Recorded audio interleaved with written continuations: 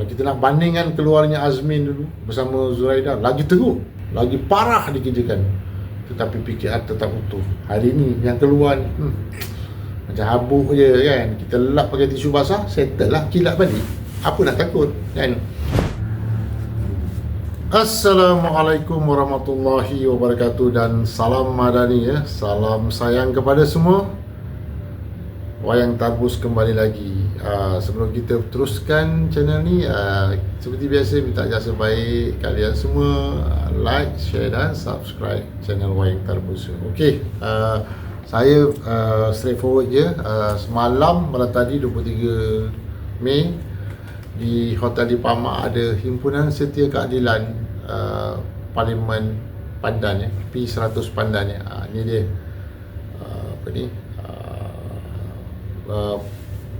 kad penyertaan dan saya mengikuti program Himpunan Setia ni yang bermula selepas maghrib. Pergerakan ramai datang oleh ahli-ahli parti dan juga sama ada di Pandan dan juga di luar Pandan, especially di kawasan Selangor.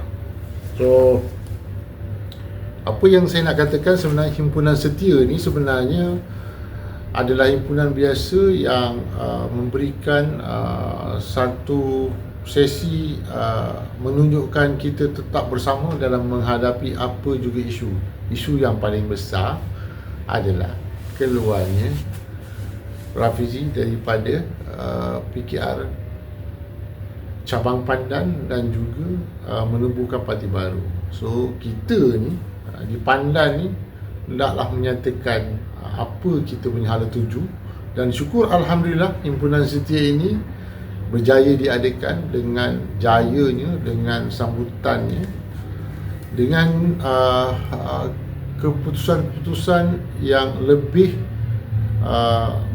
padu bagi memastikan cabang Pandan itu terus menyokong dan juga memperkuatkan parti bagi menghadapi PRU dan mungkin akan lawan dengan satu parti kancil. Himpunan Setia ini berlaku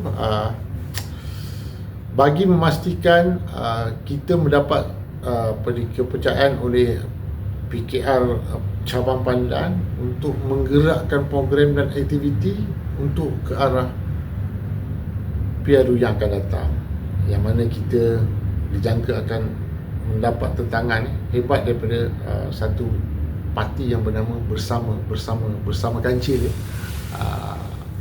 So itulah dia. Kalau kita nak cerita pasal sejarah Pandan itu sendiri, bukanlah bermulanya daripada Rafizi. Dia bermula daripada satu situasi fizikalnya dulu ya. Pandan ni sebenarnya datang daripada Parlimen Ampang. Okey, Ampang ni adalah satu parlimen yang mana di dalamnya ada 3 Dun. Pandan Indah, Dun Pandan Indah, Dun Lembah Jaya dan Dun Ampang. Dan parlimennya adalah Ampang. Bila persempadanan semula berlaku pada 2004, Parlimen Ampang ni dipecahkan kepada 2. Parlimen Ampang berpecah kepada Parlimen Ampang dan juga Parlimen Pandan. Dun yang dulunya dalam Ampang itu ada 3 telah berpecah menjadi 4 Dun. 2 Dun di bawah Ampang dan 2 Dun di bawah Pandan. Di bawah Ampang, Dun Lembah Jaya dan juga Dun Bukit Antarabangsa. Sementara Parlimen Pandan, Dunnya adalah Dun Teratai dan juga Dun Cempaka. Kenapa saya nak bercerita tentang bermulanya Pandan ni daripada Ampang? So Ampang ni sebenarnya adalah satu daerah sosiopolitik yang sangat menarik, kerana sewaktu Ampang tu sendiri ianya adalah dari segi peratusan pengundi dan juga penghuninya didominasi oleh Melayu dan Cina dan sedikit India. So bila berlaku perpecahan ini, Parlimen Pandan dan juga Parlimen Ampang ni, ianya tidak merubah struktur sosioekonomi. Perkara ini tetap berlaku dengan cara yang sama. So dua-dua parlimen ni mempunyai cara politik yang lebih kurang sama. Kadang-kadang aku nak tukarlah ke Pandan, aku nak tukarlah Kampang. Orang Kampang apa khabar, orang Pandan apa khabar. Kebetulan pula kedua-dua parlimen ni di bawah satu kawasan pentadbiran PBT. So dari segi sejarahnya, Pandan dan Ampang ni lebih kurang sama je. So kenapa saya nak cakap lebih kurang sama, kita tengok selepas ini. Bila Pandan ini sebenarnya bermula dan dimulai oleh beberapa orang yang memang dalam politik pembangkang tu sendiri pada waktu dulu, memang ada nama seperti Dollah Sani, Latif, Basmullah, Lan Meon, Haji Ishaq, Man Kancin, Nordin dan Nikmat Zain. Ini adalah individu-individu yang menggerakkan PKR sekitar 2004 di zaman kegelapan ya. Kenapa saya kata 2004 ni zaman kegelapan? Keputusan pilihan raya 2004, di parlimen kita hanya menang satu kursi di Permatang Pauh oleh Wan Azizah. Sementara di peringkat DUN Negeri Selangor, kita menang di Hulu Kelang oleh Azmin Ali. Dua tu aja. Dan berlakulah pergerakan keluar pemimpin-pemimpin PKR pada waktu zaman kegelapan itu. Antaranya Chandra Musafa, Izzah Makno, Marina Yusof, Lokman Adam, daripada parti itu sendiri. Zaman gelap kan, tetapi parti tetap kukuh walaupun keputusan tertera di PRU pada waktu itu kita kalah banyak tempat, tetapi di peringkat bawahan, di peringkat ranting dan cabang, ianya tetap subur walaupun dalam kapasiti yang sangat kecil lah pada 2004. Dan Alhamdulillah pada 2004 selepas Pak Lah memenangi pilihan raya dengan undi yang besar, Anwar Ibrahim dibebaskan daripada penjara. Di sinilah bermulanya gerakan dan jelajah oleh Datuk Seri Anwar Ibrahim bagi memastikan 2008 itu ada hasilnya, di mana setelah 4 tahun kalah dan gelap pada 2004, 2008 PKR telah memenangi 5 negeri pada 2008. So saya nak fokus di Pandan ya. Di Pandan ni pada sekitar 2008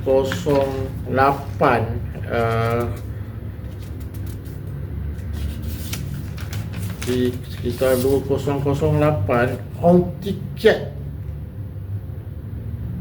telah memenangi Parlimen Pandan ya, mengalahkan Tuan Syed Zahir. Okey, saya nak bagi tahu pada PRU 2004 on tiket menang dengan majoriti 14,112 mengalahkan Iskandar Mat Samad ya. Okey, ini pada 2004 dia menang dengan majoriti 14,112 dan selaku presiden MCA on tiket masuk pada PRU 2008 on tiket menang parlimen ini dengan Tuan Syed Zahir MTUC Tuan Syed Zahir MTUC dengan majoriti 2,961. Nampak kan pergerakan majoriti daripada 2004 14,000 kepada 2008 majoriti 2,900. Kalau kau nak kata Pandan ni sebenarnya bukan dimulai oleh Farafizi. Tuan Syed Zahir pada waktu tu dia presiden MTUC yang banyak memperjuangkan tentang isu-isu pekerja, telah mendapat sambutan yang baik, di mana Tuan Syed Zahir mendapat undian 22,275 undi walaupun kalah, tapi telah mendapat bilangan sokongan yang banyak berbanding 2004. Perlu ingat ya, Tuan Syed Zahir ni adalah orang yang sangat famous di peringkat di kalangan NGO Kesatuan Sekerja. Dan secara peribadinya pada kempen 2008 ni, saya sendiri yang membawa Tuan Syed Zahir ni berkempen di kawasan Pandan daripada Shah Alam. Saya bawa dia malam, dia start kempen pukul 8 sampai pukul 11. Pada masa nak PRU 2008, saya lah yang bawa. Waktu tu saya dalam kerajaan takut-takut juga, tapi malam ni kita hantar, lepas tu kita tak adalah ke depan sangat. Itulah dia, saya dengan Syed Syahid. Dan kalau kita lihat pada 2013 Parlimen Pandan dimenangi oleh Rafizi dengan mengalahkan satu calon daripada MCA, bukan on tiket. Kalau on tiket saya rasa kalah Rafizi tu. Kenapa perkara ini berlaku? Selepas 2008 berlaku krisis antara Chua Sholek, timbalan Presiden MCA dengan presidennya on tiket. Itu dalaman parti lah, saya tak nak kupas kat sini. Bila berlaku krisis ini 2013, on tiket lebih fokus untuk menguatkan parti daripada bertanding di parlimen. Di sinilah kelebihan yang ada pada Rafizi untuk memenangi Parlimen Pandan pada 2013 dengan jumlah undi kepada beliau 48,183, mengalahkan calon baru daripada MCA Lim Chin Yi dengan hanya 21,454. Rafizi menang majoriti besar kat sini, 26,729. So di sinilah orang nampak sebenarnya Rafizi ni yang merampas Pandan daripada on tiket. Tidak, sebenarnya Rafizi menang bukan dengan on tiket, dengan calon MCA yang tidak famous, atas dasar on tiket memberikan calon baru kepada MCA. Kononnya dia nak menjaga parti je pada waktu tu. Dan kalau kita lihat Rafizi masuk 2013 sebagai ahli Parlimen Pandan ni, sebenarnya pada 2010 di peringkat parti PKR cabang Pandan sebenarnya ada gerakan untuk menolak beliau. So sebab itu pemilihan pada 2010 cabang Pandan yang dimenangi oleh orang lain, saya tak nak sebutkan nama kat sini, mereka telah meletakkan jawatan atas dasar proses kerana Rafizi bertanding sebagai calon PKR di Parlimen Pandan 2013. Diorang ni declare nama diorang G18. Saya tak nak sebut nama satu-satu sebab ini dalaman parti. Nanti sekarang hohek kan aku cakap kat sini, nanti kan kita cerita pasal kelemahan parti. Tak, itu pada 2010 di mana Akar Rumbi telah menolak Rafizi sebagai calon Parlimen Pandan pada waktu. Ya, betul, atas krisis MCA Rafizi menang Parlimen Pandan. Kenapa 2014 Rafizi bertanding ketua cabang Kemaman? Kenapa? Dia kata dia nak balik kampung, dia nak tawan Terengganu. Tak, sebenarnya di peringkat Pandan, cabang Pandan, parti tidak terima dia. Sebab itu dia pergi bertanding ketua cabang di Kemaman. Walaupun sebenarnya dia 2013 ahli Parlimen Pandan. Dia tahu kalau dia bertanding 2014 di Parlimen Pandan, kalau dia kalah dia malu. Ini bijaknya Rafizi. Dia dapat baca benda ni, aku mungkin tak menang kat sini, malu aku, baik aku pindah pergi ke Parlimen ke bertanding 2014 ketua cabang Kemaman. Nak tahu apa jadi keputusannya? Kalau dia seorang ahli parlimen yang ada nama besar bertanding di ketua cabang di Kemaman, of course lah orang tak nak lawan kan, sebab ahli parlimen kan. Tetapi ada pertandingan di Kemaman tu, maknanya bukan orang gerun sangat dengan dia. Okey, aku nak lawan dia kan, aku pun pernah lawan dia kan. So dia menang satu undi je di Kemaman tu sebagai ketua cabang 2014. Kau ahli Parlimen Pandan lah, kau ada title lah kan, kau hebat lah, kau bertanding dekat Kemaman, kau menang satu undi ketua cabang 2014. So bila dia lihat kerjaya dia dalam politik, sukar untuk diterima di peringkat tempatan. Ini bijaknya Rafizi. Dia tahu kelemahan dia, tapi dia tak cerita kat orang. Dia buat invoke. Invoke ni maya kan, invoke ni NGO. So aku tak boleh diterima oleh orang parti di tempatan, aku buat di maya, di media sosial. Dia buat invoke.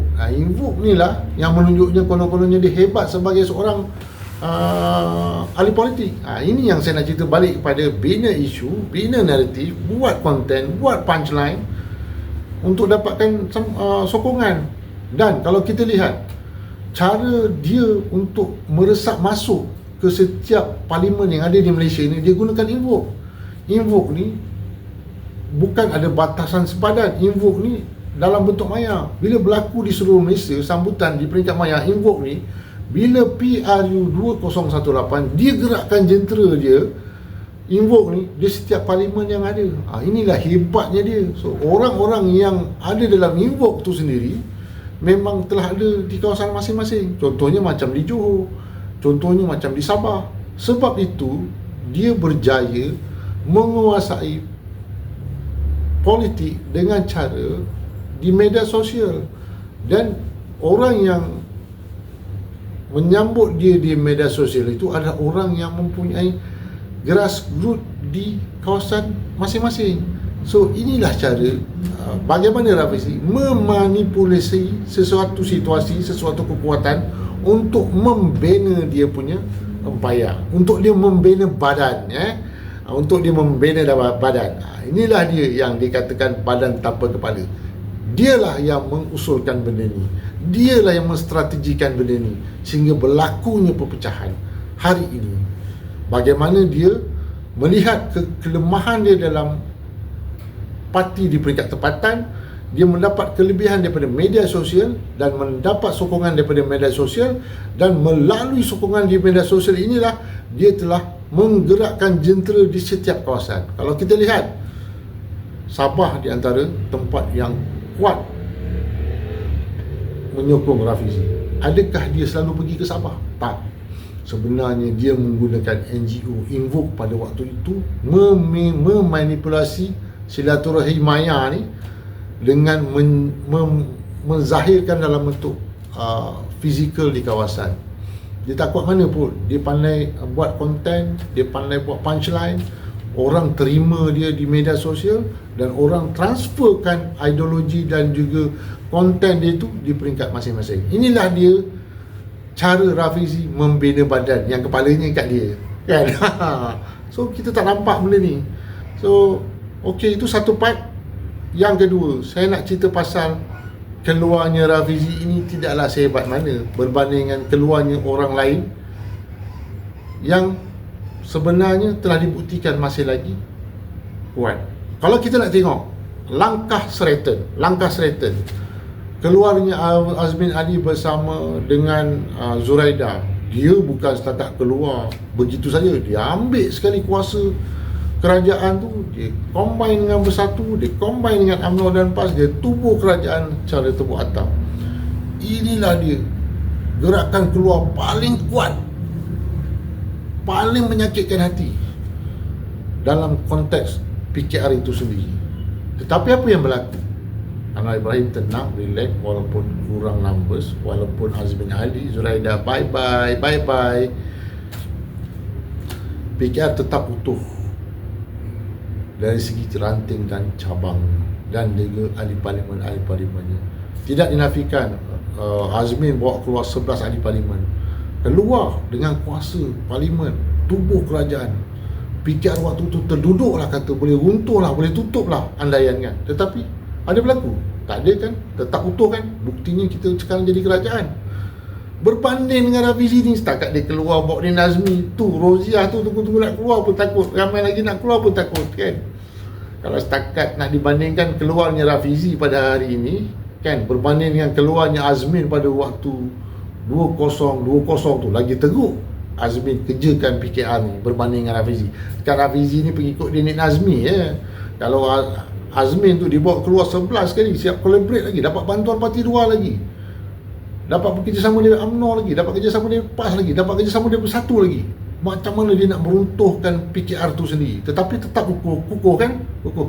Setakat Rafizi keluar bawa ni Nazmi, lepas tu tak ada kerjasama dengan Bersatu, tak ada kerjasama dengan PAS, ataupun tak ada kerjasama dengan lain-lain parti kan. Dia orang pun tak nak terima Rafizi ni kan.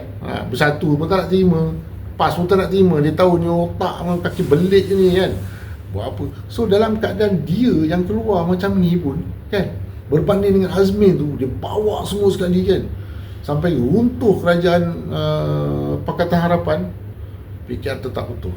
Takkan Rafizi keluar apa ni dengan Nik Nazmi, lepas tu adalah 2-3 orang MK sana sini, lepas tu sekarang ni dikatakan lah kan apa ni Ampang punya ahli parlimen Rozial kata nak keluar pun tak berani keluar kan, tak ke mana pun.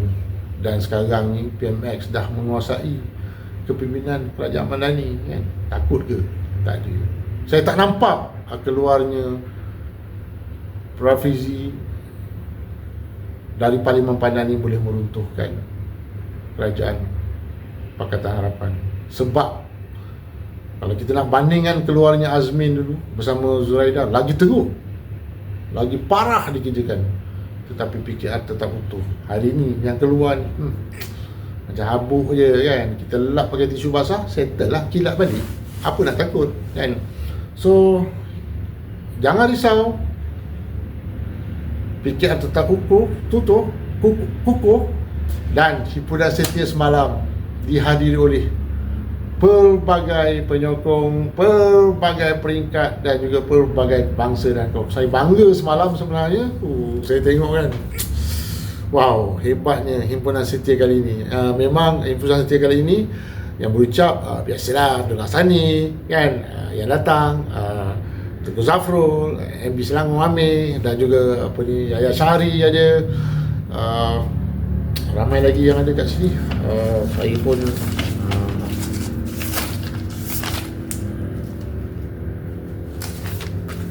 ramai yang datang, rata-rata 700 kerusi yang dalam Dewan Banquet tu dipenuhi, dan ramai lagi yang berdiri. Dan bagusnya perhimpunan semalam, sebulak suara, senyum manis, tak ada muka risau langsung di kalangan yang berucap tu tentang bahayanya Rafizi keluar daripada PKR dan bahayanya Parti Kancil yang dinamakan Bersama tu untuk berlawan dengan kerajaan PKR yang ada pada hari ini. So, saya juga nak katakan pada awal sistem politik Pandan ni sama dengan Ampang. So, kalau kita lihat pada 2020 bila berlakunya langkah Sheraton, impaknya besar kepada Pandan dan Ampang, yang mana orang-orang Zuraida dan Azmin sebenarnya ada di Pandan kan. Pada 2020 tu koyak tak koyak kan, okey je kan. Sebenarnya langkah Sheraton tu sebenarnya beri impak lah Ampang dan Pandan, tetapi kita tetap kukuh, tetap berdiri. Apatah lagi sekarang ni takkan Rafizi keluar, lepas tu ni Nazmi keluar kan, tak jadi kudis. So sekian daripada Wayang Tarbus, info dan sensasi. Assalamualaikum warahmatullahi wabarakatuh. Kita jumpa lagi.